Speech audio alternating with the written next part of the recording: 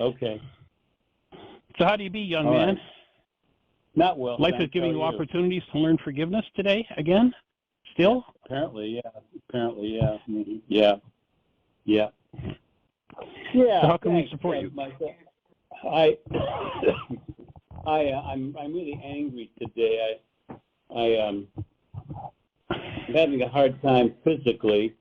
I was malpracticed upon by a doctor, and I'm suffering from a lot of brain trauma and inability to walk well, or think all that clearly, and I just was talking to an insurance person who told me that the doctor I did finally see to fix it is a doctor that she would not have seen. I thought, oh, good, more malpractice. Before that, 3 or 4 years before that, there was a neurologist who totally, in terms of not telling me what the problem was and how to get it handled in a timely manner. And so as a result, it seems that I've got, it could be a permanent condition of inability to walk or do much of anything. So, yeah, so that's kind of it today, Michael. That's kind of it. But I've got a 16-year-old daughter to take care of, and I'm only 74. This is not how I had planned to live my last 10 or 15 years. I hear that. So what's the main, if you were to put a word to it, the main emotion that's going on for you right now? Anger. Or outrage, maybe. Outrage. Okay. Well, in my experience, anger is always an internally produced drug that anesthetizes against feeling something deeper. And it sounds like you've got lots to feel some pretty deep emotion about it. I think grief would be a huge one. Yeah, that sounds like the core of it. And as you just sit with it, is your mind pointing it toward the doctor, toward your life situation? Where's your mind if you were to say, I'm really enraged at, outraged? Well, I can sure point fingers at the doctors, but I'm really feeling grief about my life situation. This is not how I planned to live my last 20 years. Yeah. Right.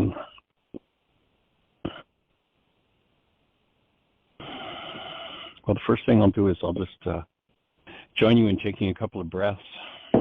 And, one of the fastest way to healing is getting back to a connected space of love so that at least there's a power supply for cells to recover what can be recovered and be at peace with what can't. Would you like to step into doing a worksheet? Yes, I'm there now. Okay. Do you have a copy of the worksheet there, the 7-step?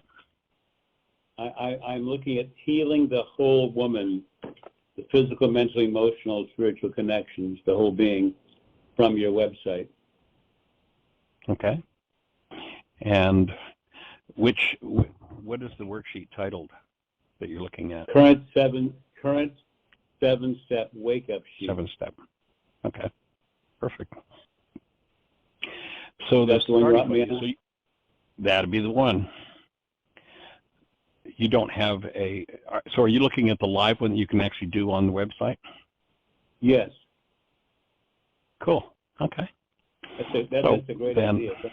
So as you look at that page, it starts out and talks about looking at the fact that reality is a construct of the mind. Perception is something that my mind sets up, and ultimately, whatever life situation we're in, whatever's going on in our world, we're going to have a much better chance of handling it with grace and positive outcomes if we remain connected to love rather than in old emotional traumas.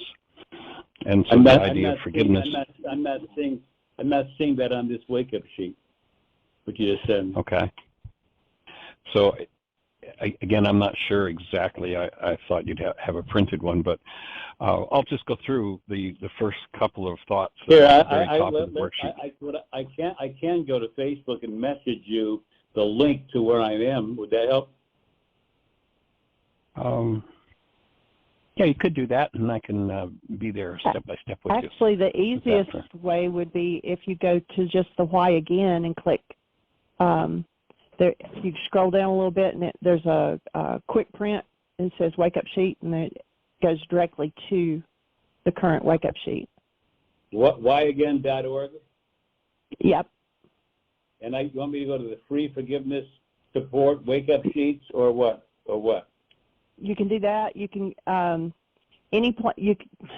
if you click on Start Here up in the top left corner. Oh yeah, okay. Okay, and then scroll down, and there's one that says it's like the third link down. It says Stress Reality Wake Up Sheets Mini Versions. So if you go to that page, and then the first one on the page is the current 7-step. Or if you still have a live one access there, I followed your link, John, so I've got the same thing on my page as you've got with that live one, if that's still easy. Current 7-step Wake Up Sheet, reality management, all that? That's it. Okay. So the idea, if we read through it, and Jeannie, for anyone else who wants to follow along with that one, the easiest way to get to the live worksheet, sweetie, on the site? If you go to the, hold on just a second, sweetheart. If you go to the same page that I said, go to Start Here and then down to the Reality Stress Management, and then you scroll down, where is it? It's not there. I'll have to put it on that one then. Okay. Here, Jeannie. Yeah. John had just sent me a link to that page. Oh, there's actually a link that says Wake Up Sheets to be completed online. So if you go to Start Here and then just scroll down, Wake Up Sheets to be completed online, and then you click there and it takes you directly to it. Current 7-step. Yeah, perfect. So we'll just go through each step there. My apology for the delay, John. So reality management, Wake Up Sheet, change your mind, change your life. And the definition of reality, my perceptual output constructed by my mind, and that it notes that this is a tool for waking up from and changing the output of the mind, my reality. So there's a premise that goes along with this whole body of work, and that's the first thing stated in the worksheet, belief, that introduction. My essential nature as human life, my very being is love. And of course, if one forgets about that, you can go back to the time when you first held your daughter and tap into her essence. And the goal of this internal forgiveness wake-up sheet is to empower me to remove fear and/or hostility and return to the direct experience of love, 24/7, 365. So the first step is my emotional upset level. So on a scale of 1 to 10, there's 0 to 10. What would be your level of upset? That would be a 10. We're at a 10. Okay. And then the first step in every time one goes into the forgiveness process, we suggest that you clarify in your mind and proclaim who you are. So you put your name in number 1A, I, and you put your name in. Oh, that's love. What that is. So you're starting out with a statement of clearly who you are. Okay, so I have I, John, is in the first number 1A. Right. Whom love. I'm experiencing. Identify your emotions. So what would be the most accurate word? We threw out 2 or 3 earlier. Well, grief. Grief. Okay, let's do. Grief and yeah. Okay. sadness. Well, let's go, each different emotion, we'll see as we unfold it, has a different thought behind it. And what we're looking to do is capture the root of the thought. And when that is exposed to love, then the feeling that comes from that thought starts to shift. So what we suggest is each different feeling would be a separate worksheet. So let's do the grief feeling here. So 1B would be grief. Yeah. And then, as it says, use a separate worksheet for each emotion. Hostility and fear are from internal corrupt data and indicate my use of sustained incoherence to build this disturbing internal construct. And that idea of sustained incoherence is something that comes from the work of a man named David Bohm, who was a physicist, actually a cohort of Einstein, worked in Einstein's lab for some time. And this guy, as a physicist, also worked in the realm of the mind. And he came up with this idea of sustained incoherence, and that what humans do is they get locked into a channeled way of thinking, creating emotions, and then externalize that and think that it's something coming from outside of them, not realizing that it's their thinking that's creating their emotion. And to sustain or to keep thinking that way is to live in what he defined as sustained incoherence. So when my mind keeps going back to the same energy over and over and over again, according to David Bohm, that would be sustained incoherence, and that's how I get stuck in this internal construct. And if you look at, there's certainly a whole complex of things going on here you've acknowledged. And if you look at how much of your life has been taken up by that merry-go-round of feelings, hostility, rage, grief, sadness, how does that look like? How much of your life has been, since this happened, 75%. And how about before this happened? Once again, if you just looked at this kind of complex that's going on, is it something you recognize from many times in your life?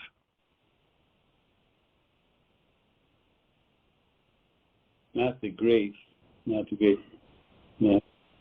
If you look at situations or circumstances where maybe change has been imposed on you from the outside, or so it seemed, it was change you didn't really want to make or engage in. Yeah, is this a complex? Yeah. Okay. Yeah. I've had that. Okay. So the next step is moving into the idea of denial, and in this work there's a specific definition for that word denial, and that is that when I think or speak as though something outside of me is a cause of what's moving inside of me, then I have to hide the root of what's happening inside of me. And anger as a drug is one of the ways that we hide things from ourselves. You look at the famous song for the alcoholic is what? Feeling no pain. And how do I get to feeling no pain? I just take more and more of this substance in, and gee, I'm anesthetized. And so the offering of this, that when I go into denial, and CBM basically speaks of the fact that our bodies are made, the base element is carbon, and that's where our memory is stored. So when I think or speak as though something outside of me, this is imposed by what they did and not the way I planned my life, then it displaces, my mind then generates a construct based in pain that blocks or displaces my experience of myself as the truth of who I am, as love, and tells me the lie that my emotions are caused by what's going on outside of me, by my trigger. And so that's just kind of a preamble to now keying into what's the story, what's the story behind my reality. So my story, my reality is that, and here you name the object of attention. And so this grief, would the object of attention then just be my life?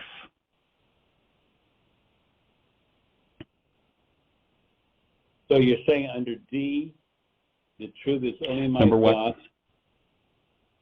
Where we at? So we're number 1C. My story, my reality is that. Oh, my reality is that oh, I see. I had doctors' names down there before I was looking at malpractice. Is that my life? Okay, I do that.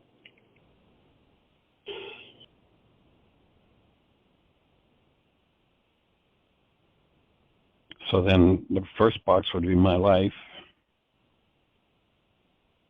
My life. And the second box. Yeah. So what, if you were to put it in a succinct way, what would you be saying about your life and the situation you're in now? It's greatly handicapped, diminished. My opportunities for enjoying life are just minimal. I had to move away from my 16-year-old daughter because of this problem I've got. Yeah.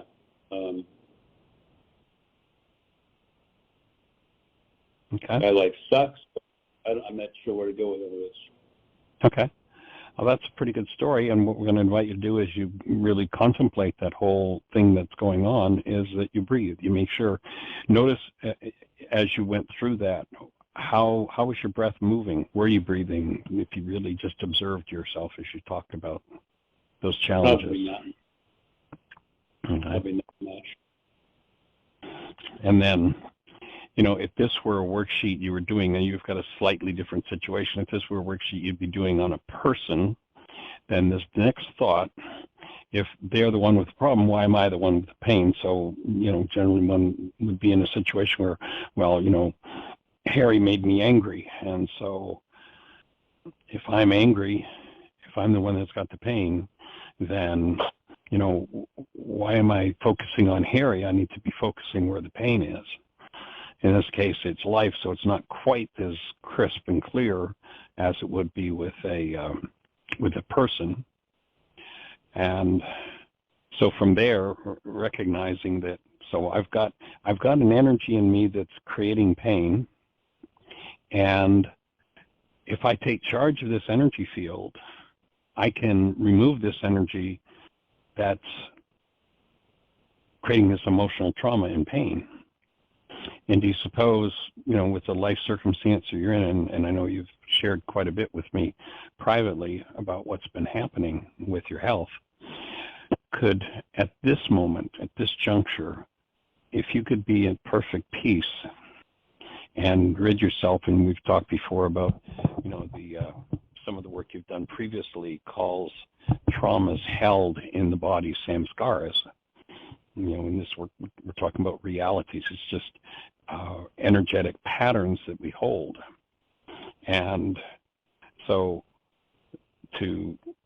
how do you suppose your options would be, and how would you be feeling if you could bring love present to just what is at this moment, rather than all the interpretations your mind puts on it?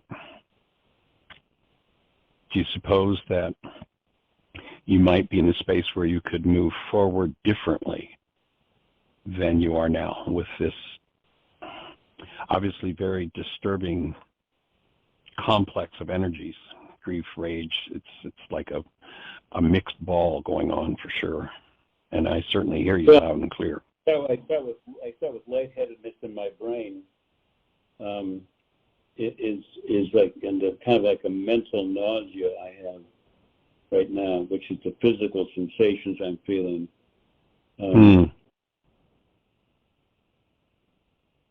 So it's probably impacting your inner ear then, balance, that sort of thing. I know you've talked before about balance being a challenge. Yeah, it's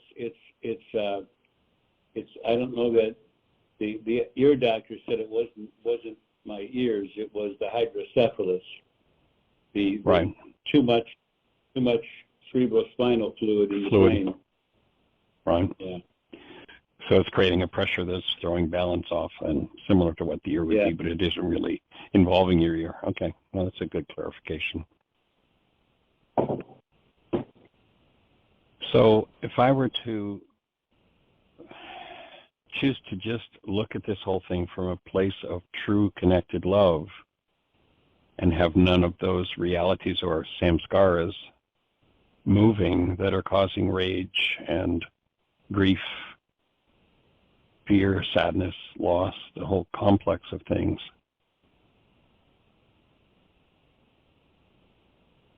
Yeah. What thought would I need to let go of?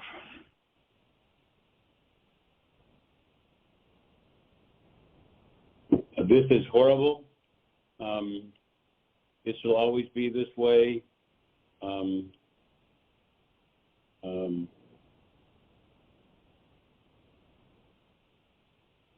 It's your life condition.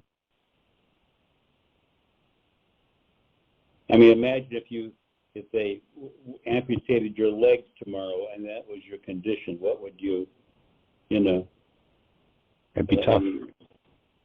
Yeah, that's kind of how it is. I mean, it's like every freaking morning I wake up and this is the deal. Right.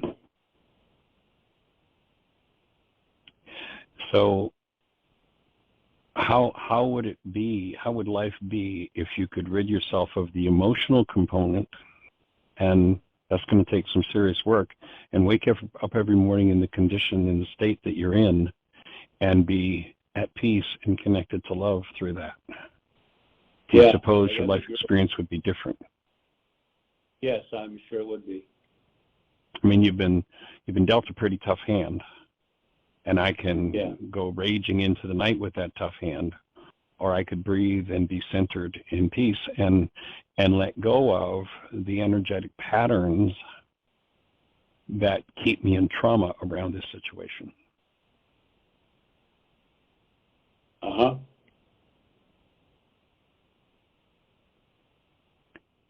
So the thoughts are, this is horrible, my life condition, I think that was the word used earlier. Yeah. Mm-hmm. And then to the next step, number 1E. It will always be this way. I can't do what I really want to do in life.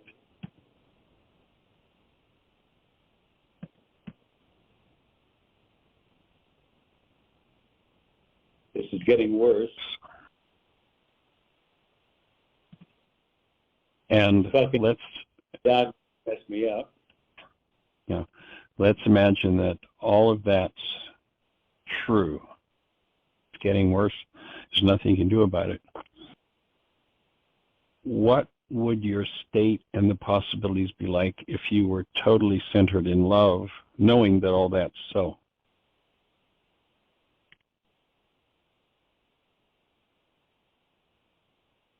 If I was knowing that all of that is true.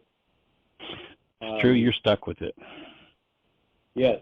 And if I were centered in love, what would be what? How would life be if you woke up in the morning and all the same things are true that you're talking about, and instead of this complex, obviously an old energy that's been around for a while, whatever we call the complex, rage, grief, fear, disappointment, if all of that were moved out of the way and you were just experiencing it from a state of pure being, do you suppose you might be able to see a way to live differently than your mind is showing you now with all this emotion in the way? Theoretically, I can see that is the case. Okay.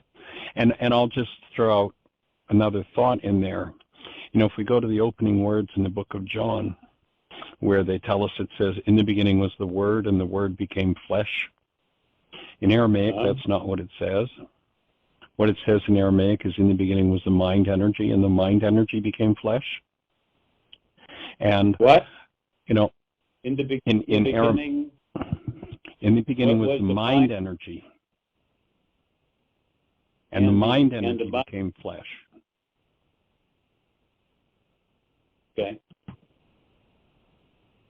So, you know, there's one cell biologist And in his laboratory, what he's shown is that when we think of thought, that thought produces a neuropeptide, a chemical, or pardon me, a molecule within the body.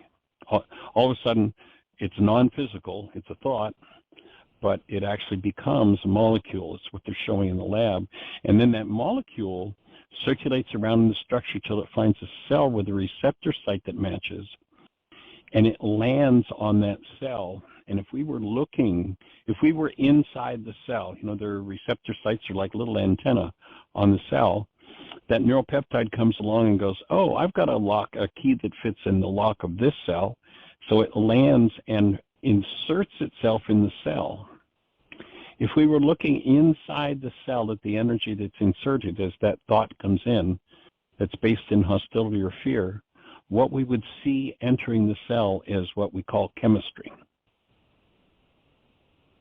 Okay.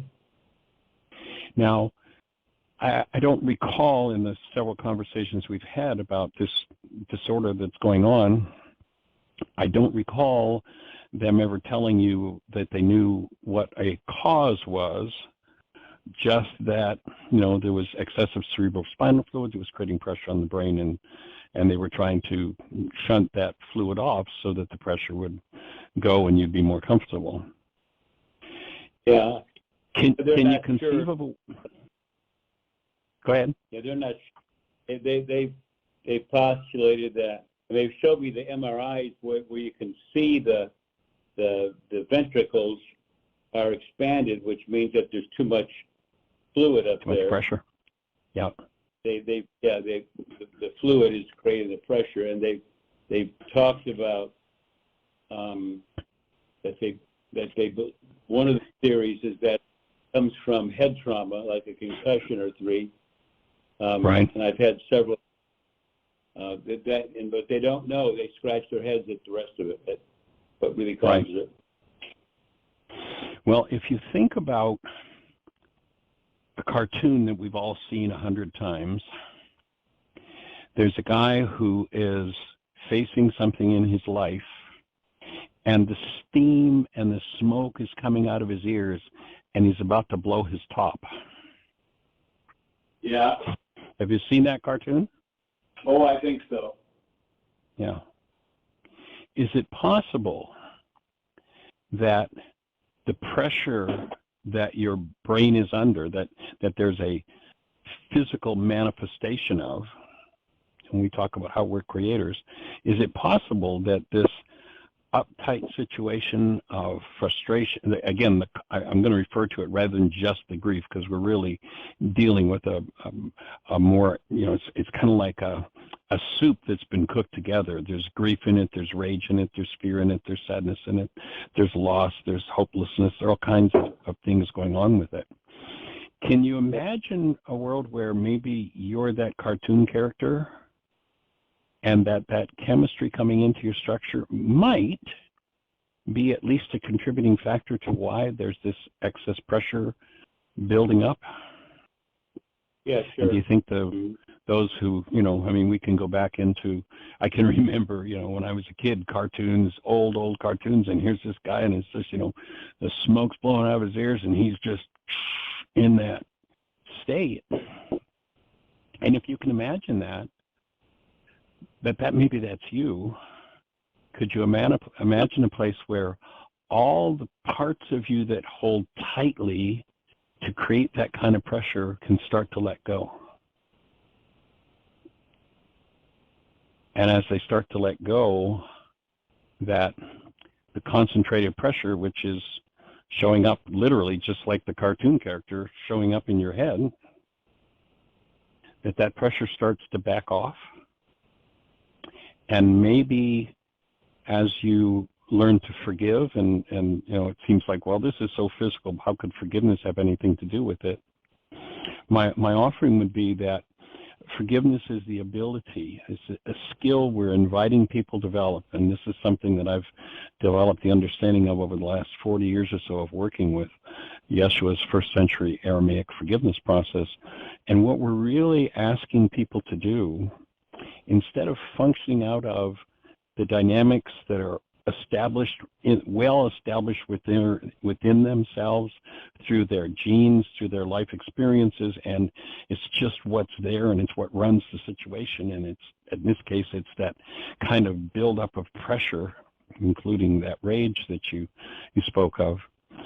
Could you imagine that if you could perhaps remove those energies, literally go into the cell, develop the skill and the ability to go into the cell where that neuropeptide has inserted itself and altered the chemistry of the cell and created this condition? Could you imagine yourself having the skill of literally being able to reach into your own cellular structure, and each time the mind energy of rage impinged on your cells and did damage there, that you could perhaps recapture that, pull that energy back out of the cell and dissolve, literally dissolve that neuropeptide, which is nothing more than a solidified thought of, some sort of pain, trauma, hopeless, helpless, whatever all the dynamics are.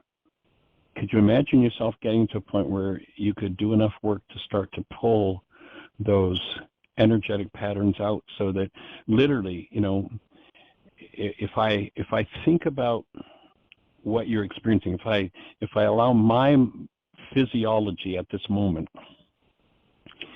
to generate or imagine generating that complex of emotion and the complex of thoughts or neuropeptides behind it, I can almost feel like my gut tightens, my pelvis tightens, my hands, my arms pull in, my chest tightens, and everything just kind of locks up, and that lock up creating that pressure that's pushing up and creating a space where this excess fluid has nowhere to go because there's so much pressure holding on to it. Could you imagine yourself being able to remove those patterns one by one? It's a lifetime of patterns. If you remember back, I don't even remember how many years ago it was in Coeur d'Alene when we did the codependence to interdependence workshop. And I remember you being there and talking about the behavior of the power person and how shocked your mind was to realize that under stress, the dynamic that we exposed in that workshop, where under extreme stress, I do what my power person did to me that I hated the most. That habit creates a tension. Under extreme stress, I do what my power person did to me that I hated the most. Okay. Yeah, I remember. And with the few times that you've communicated to me around this, and a couple of days ago that there was so much rage coming up for you, and then today that rage coming up again, does that rage look anything like what your power person used to play out with you? Is this a generational habit? And when goals that you hold are frustrated, is that kind of your go-to emotion? Anger, rage, frustration? I think I can see that, yeah. So could you imagine yourself now, just like sitting at the pinnacle of going, rather than life has dealt me a hand, look what I've done. Not look what I'm to blame for, or I'm guilty of, or I'm bad, or I'm wrong. Just, I didn't know what I was doing to myself, so now I'm going to reverse the trend, and I'm going to start to undo that power person dynamic. I'm going to start to undo that response in me, and literally in undoing it, literally the skill that's developed is going back my destructive mind energy by chunk of destructive mind energy right back to when, if Dad was a rager, I was there with my energy field wide open, just taking that rage in and creating that kind of pressure. It actually creates a state that's called sympathetic dominance, where blood is shunted to the large muscles and to the lungs to enable us to breathe deeper and to get ready to fight or run. And of course, if you think about, I remember watching the street, actually a power person dynamic that I had to work with was with my dad, and he had been brought up in the streets of Glasgow, Scotland, and it was pretty tough. And when I watched the movie, I don't know if you've seen it, The Streets of New York, I kind of got a taste, kind of got a sense. I was brought up in a whole different world than that Streets of New York or a street kid in Glasgow, Scotland. But I got a sense of why my dad carried the kind of rage that he carried, and how I became the object of it, and how at some point I had to come to terms with it and begin to forgive, literally, and not in any Greek sense of let somebody off the hook for it, but literally develop the ability to go inside myself and remove these energetic patterns that create this cellular tension that end up with, in your case, this particular disorder. And John, I can just say that I could imagine you stepping in and doing some deep work here, really tapping into this worksheet and developing the ability to pull thought by thought, rageful thought by rageful thought, grief-stricken thought by grief-stricken thought, and your whole cellular structure starting to soften and open right down into your pelvis, right through your chest, and this pressure, this excess fluid, rather than being pushed into the cerebral spinal cavity and creating this excess pressure, letting go. Okay. Could you imagine that for yourself? Yes, sure. Mm-hmm. Yeah. So to me, what it's going to entail you doing, and I'm saying this for projection because I've been there, done that. What it's going to entail you doing is quick question. Yes. Is this in the same general arena as Bruce Lipton's The Biology of Belief? That's it exactly. That's it exactly. Change your perception, change your chemistry. It's Bruce that proved that the thought becomes a neuropeptide, lands on a cell, and inserts itself in the cell and becomes chemistry. And when I have the ability to recapture that, literally that neuropeptide, that molecule that's stuck in those receptor sites in that cell, when I can pull that out, I'm literally extracting chemistry from the cell.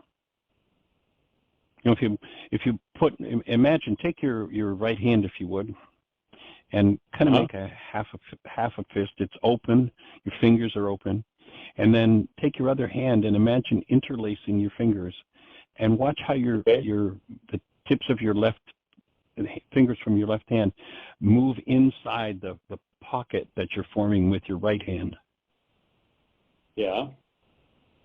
And that's a picture of the cell with a neuropeptide, an assault neuropeptide coming into it, and your fingers would represent the chemistry that disturbed the cell.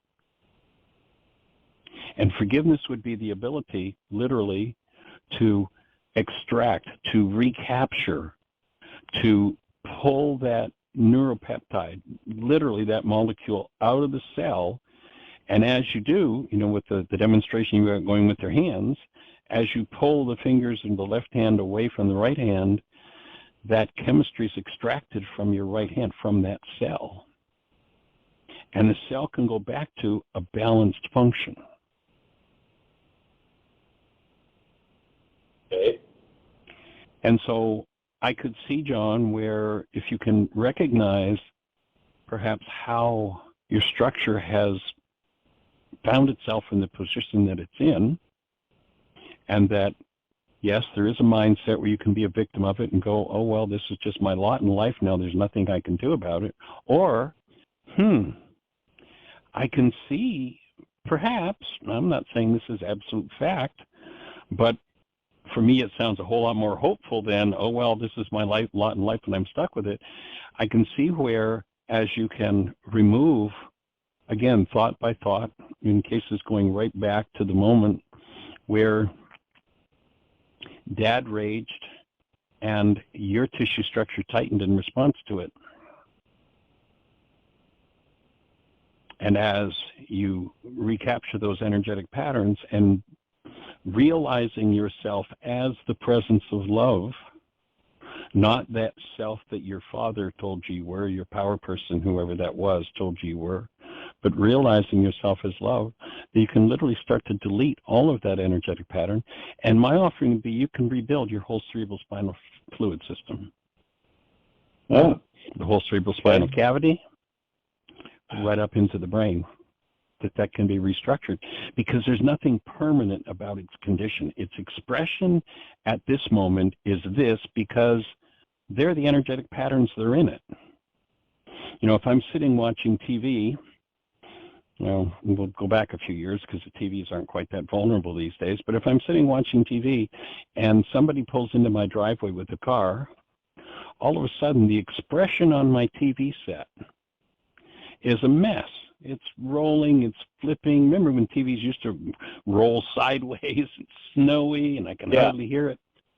Now, I can struggle with the TV forever, but until I remove that, shut that engine off out there that's creating that signal, the expression is going to be distorted.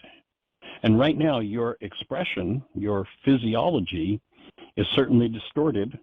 And according to the way the medical world would look at it, it's a permanent condition, nothing you're going to do about it, you're just going to live with it.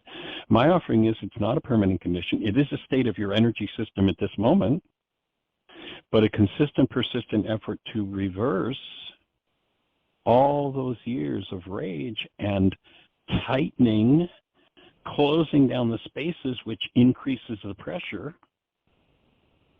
By reversing that, the spaces get to relax and the pressure goes down and your brain returns to normal. Okay. Now, of course, to do that, all you're going to have to do is handle every moment of rage you've ever had in your life, and maybe a few from your genes and maybe a few from your power person. But hell's bells, it sounds like a whole lot better than just sitting around going, oh, well, this is just the way it is. I'm powerless. Because you've got power over this. You're going to have to develop new skills. The skill of removing rather than just going along with what's already stuck in the cells. When that rage comes up, when that grief, whatever, all the aspects of that complex of emotion that's there, when it comes up, that rather than just falling into it, buying into it, and letting it run you back from it, you kind of become the thinker apart from the thought, the feeler apart from the feeling, the actor apart from the actions, and you go, gee, I can feel that tension in my feet. I can feel that tension in my groin. Yeah, I can feel it in my chest. I can feel it in the back of my neck. And this energy's not good for me. This energy's destroying me. Yeah. So am I willing to touch into what's at the root of this energy and set a new path for my life of every time it comes up, I stop, I soften, I let loose of it, I let it go free. Okay. How's your back doing these days? It was. It's mildly symptomatic. Of course, I've gained weight in the last couple months, which doesn't help. It's mild symptomatic. Okay. So then. No, for a long time. Go ahead. Say it again. It had no symptoms for a long time. So do you remember when those symptoms shifted? I do, because we were in a conversation about it, and you were laid low in your bed with such excruciating back pain that you couldn't walk. Uh-huh. And I remember the day you sent me a text while you were watching Dr. Sarno's video, All the Rage. And in your text, if I remember correctly, I think I can quote, your words were, damn, this pain is caused by me. Uh-huh. And you let loose. My assessment of what you did that day and other days that you did that work is you were literally pulling those neuropeptides out of the tissue in your low back. And, you know, what had laid you up for years was gone. I don't know. Well, I'm thinking back to when we were communicating about that. I think you were laying on the bed and you were texting me as you watched All the Rage, and you had the insight that you were the cause, that it was what you were doing with your thinking that produced that pain in your back. I remember And reading Sarno's book 20 years ago. I don't remember all the rage. Yeah, I do remember reading the book some time ago. Well, I'm going to, just give me a second here.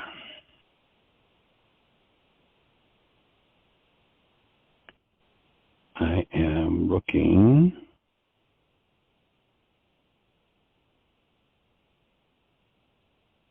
I'm actually going back through my text because you sent me a text. I recall it. There'll be people who are listening to the radio show will recall it because it was live on when I was on the show when you sent me that text.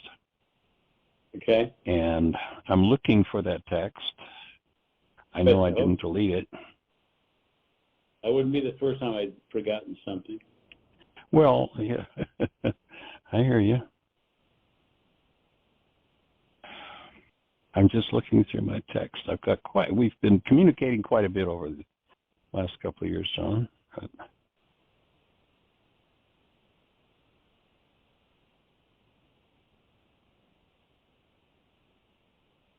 But you and I were communicating by text as you were watching that video.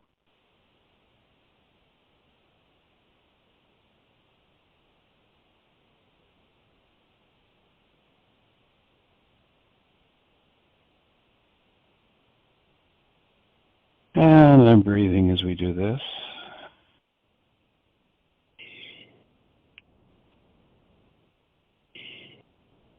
Oh, here it is. I just found it. So you might remember communicating with me about I had told you that the movie that was going to cost you $5, and I was incorrect. You told me this would only cost me $5, and it was $5.95, tongue in cheek. And then here's the text that you sent me, and this is on. Let's see. This is the first of the 27th of January in 2020. Oh. And you're watching all the rage. I had suggested that. And here's what you texted me. 35 minutes into it, and my back starts to ache, as it usually does. And I remember, oh, that's the rage in my mind body. That's just rage or anger. And damn, the pain goes away. LOL. Oh, how about that? So I am copying that Good. text, and I just sent it to you, so you'll get it on your phone any second. So you've done this once and I remember it was over a period of many months that we talked about how debilitating your back pain was.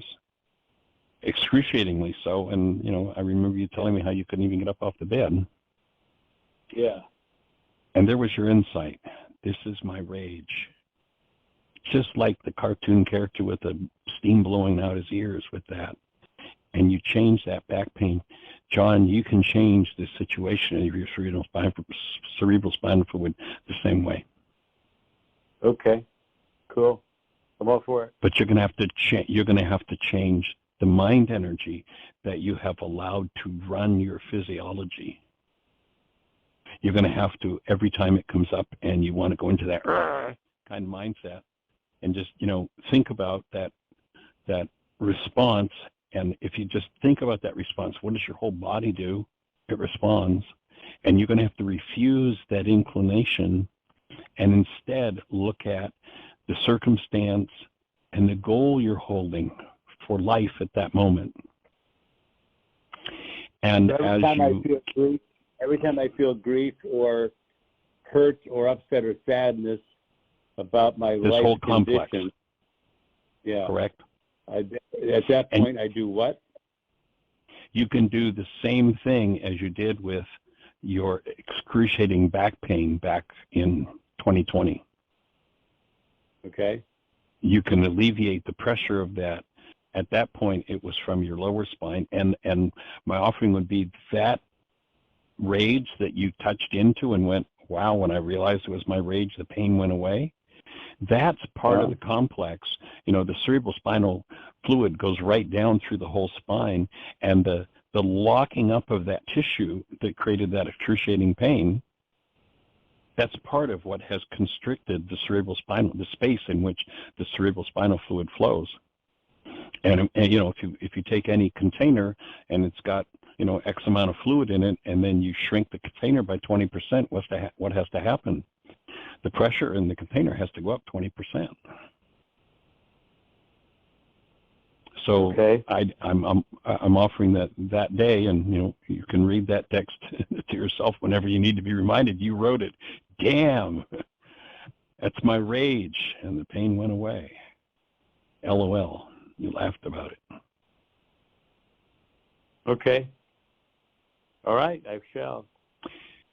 And the consistent, persistent way of getting into deeper and deeper places rather than just a surface. Oh, that's my rage and I can let it go, boom.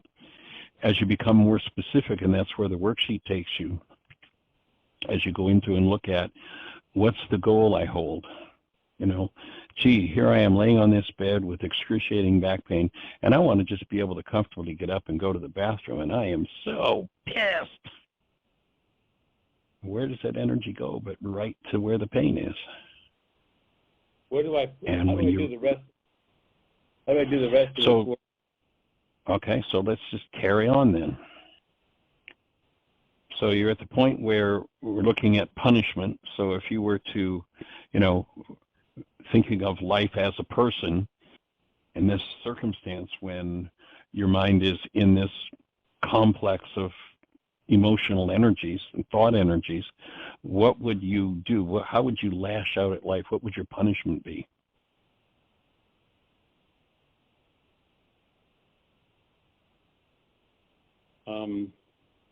I've thought of suicide, Yeah. ending my life. Right.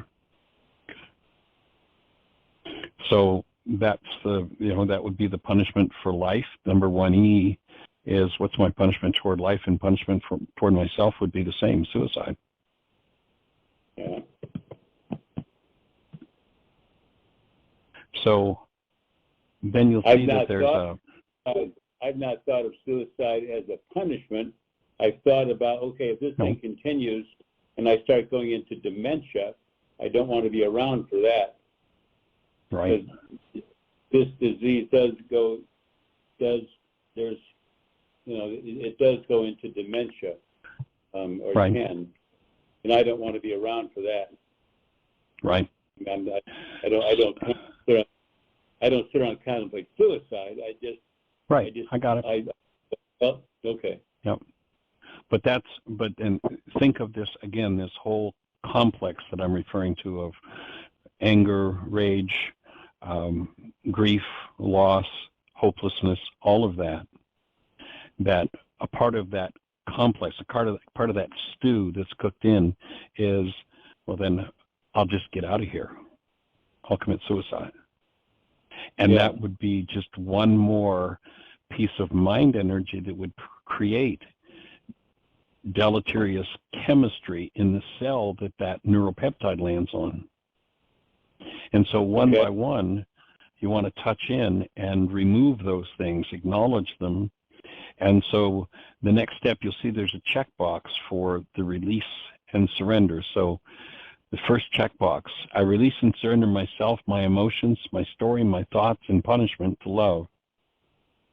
And I cancel my need to be right, to make up another story out of these brain cells, to hallucinate proof that my fear and hostility-based story, my reality is true. So am I willing to surrender all of this power person energy, all of this rage and pain? Am I willing to surrender it to love? Am I willing to bring it forward? You know, there's a wonderful line in the Course in Miracles that says, bring the world you do not want to the one you do. Okay. And obviously the one you do want is one of serenity, peace, connectedness, and a joyful life. So can you tap into the part of you that is that serenity, You know, it's interesting in the Aramaic where they say that Yeshua says, my peace I leave with you, my peace I give to you. The word wasn't peace in Aramaic, it was serenity. So can you imagine stepping into this space of serenity and allowing all of this old complex weaved from the earliest of childhood and weaved for you genetically before you ever came into the body, that you start to embrace that and start to process through it. Remove it, literally forgive it, literally removing it from the neuropeptides from your cellular structure. And the show, we're coming to the end of the hour, so maybe we can pick this up tomorrow, John, and continue. I've got quite a bit to digest already. What time do you want me to call tomorrow? 1 o'clock. 1 o'clock. The show, Dr. Tim does the first hour from noon to 1, and then from 1 till 2. So we'll just hold the space for you for tomorrow, and at 1 o'clock we'll continue this conversation, my friend. That's I got my calendar out here. January 19th. If the show cuts us off, it's going to automatically cut us off, John. So I may lose you, but if I do, you say 1 o'clock? 1 o'clock tomorrow. Yes, sir. Okay. Let's pick up right from here and carry on the conversation. Thank you, Michael.